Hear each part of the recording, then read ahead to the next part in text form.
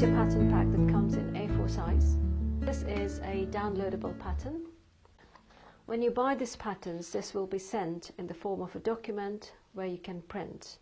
Basically, you print it onto a normal A4 size paper, and I'm going to show you how to put them together before we go on making. Now, you have to make some adjustments, obviously, because the size of the bag is quite big.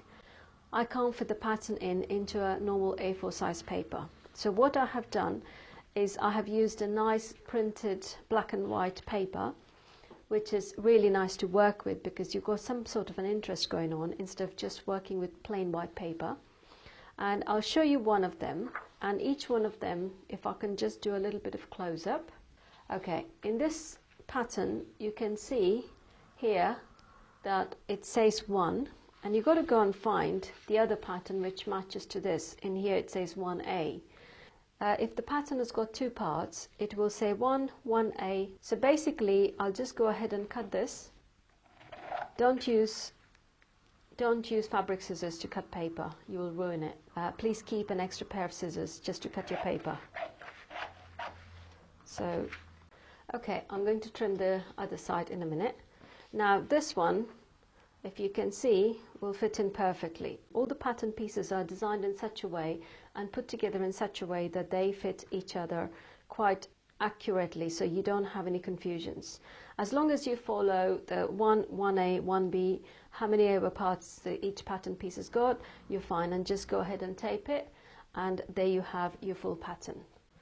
Okay, here we are with all the patterns cut out, and we exactly have got 1, 2, 3, 4 and 5 pieces of pattern.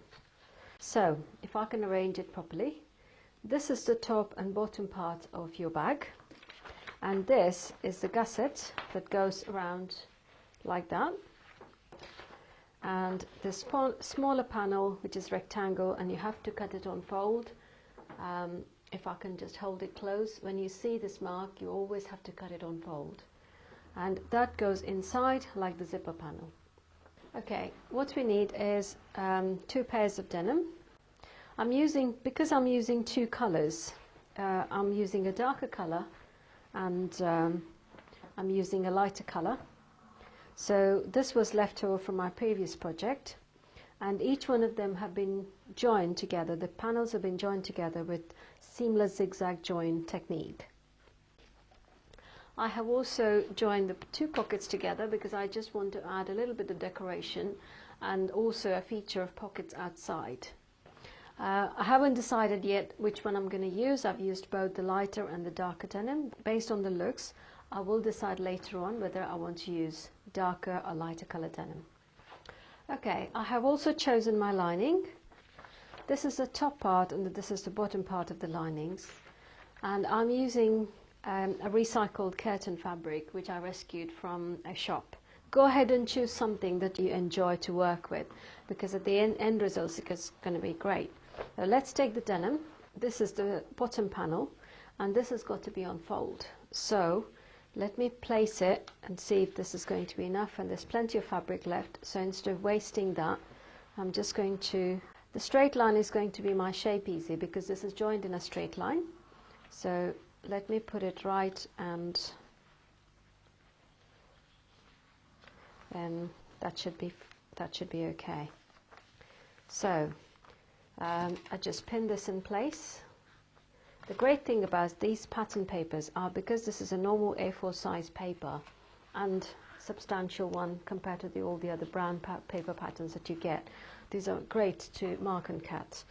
Instead of cutting it on the paper, sometimes we end up cutting the paper itself. So I'm just marking with the marking chalk.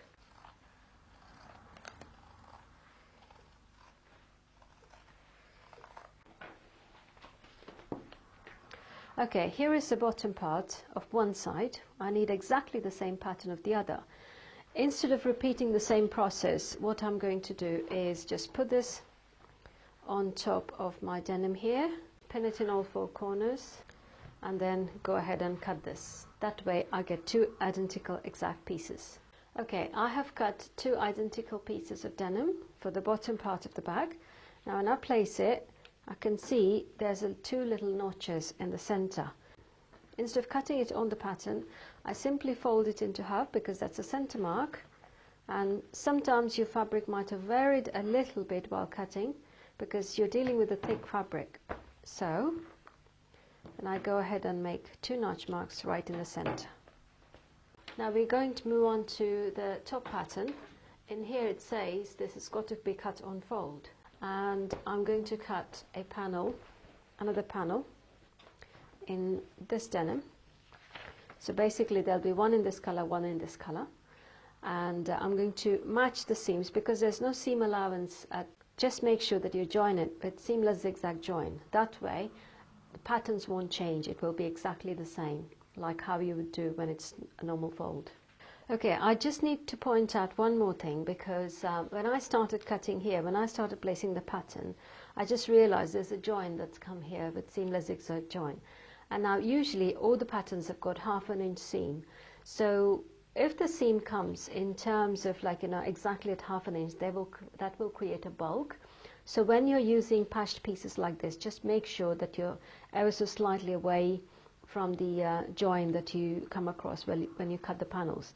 So this way I can still see, instead of doing this way, which will again take us into bias, this will create problems later on if the lining is not cut exactly the same in exactly the same direction as the denim. So it's always best to go in straight lines, either this way or this way, just go in straight lines. So if I place it correctly, I've just got enough at this corner, so I'm about an inch away from the join here, so I'm quite secure.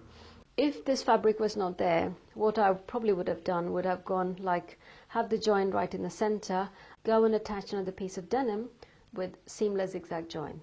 This is the top half of the bag, and I'm using a darker color and a lighter color. I have to join this with a seamless zigzag join technique. If you have already cut like I have, you've got to be very careful while joining it, because sometimes it could just go wonky like this, or there may not be a straight line. So there's a technique to do it properly. So I thought I'll share this with you because it's very important that you don't make mistakes.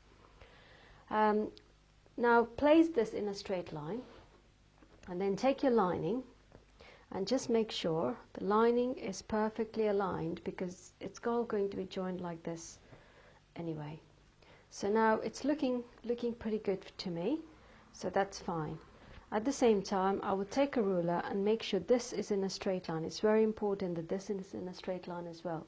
So that when the bottom is in a straight line, and this is, even though if this goes a little bit wonky, it really doesn't matter, because you need to get the whole pattern right to get the final result.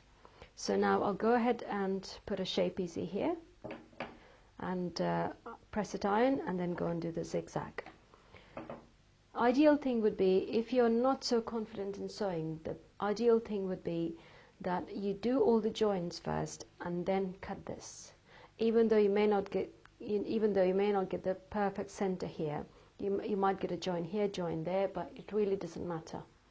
Okay, so let me go and do this, and I'll come back and show you the next step.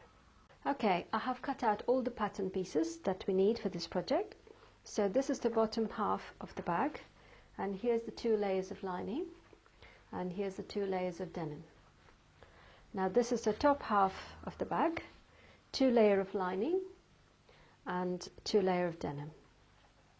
Same way, this is the zip panel, and there's what I have main fabric cut to, lining cut to, instead of lining and main fabric, because when you use denim, if you end up using 2 layers of denim, it's too thick for the zipper panel. So I have used 2 layers of lining. If you're using really thin lining, I probably would suggest that 1 layer you go for the denim and 1 layer thin lining. This is quite a substantial fabric, and this is rescued out of curtain. It's quite thick and neat, so I'm going to use 4 layers of this. And for the gusset, we have got 1 layer of lining and 1 layer of denim. And the denim, I have made a few different patches of the 2 colors, because I couldn't get the long strip in the same. I really didn't want to cut another pair of denim just for this, so I've joined several joints. Okay, let me keep the gusset and the zip panel away from here, and also the top panel. Now this is for the pocket, inside pocket, and I have cut one exactly the same size as the pattern, and the other one, because I had extra fabric, instead of wasting it, I thought I'll show you how to make a bigger pocket. This will actually show you sometimes when it's inside something like pockets, you really don't have to follow the pattern. In case if you've got a smaller fabric or larger fabric, you can maneuver a little bit and change it a little bit as per your taste. So anyway, this was wide enough. The only criteria I will mention is when you fold this into half, just make sure it isn't larger than the size here. It can go larger, it's just that if you have such a big pocket, it will, your things will get lost in it. What I plan to do is to show you how I can stitch this at the bottom, so that the bottom of the pocket will go into the bottom join, and then these two sides I'm going to show you how I finish this. Okay, so let's get started. I'm going to take the pockets, and there are 2 notches on either side of this pocket, which I haven't made yet, so let me just go ahead and make it.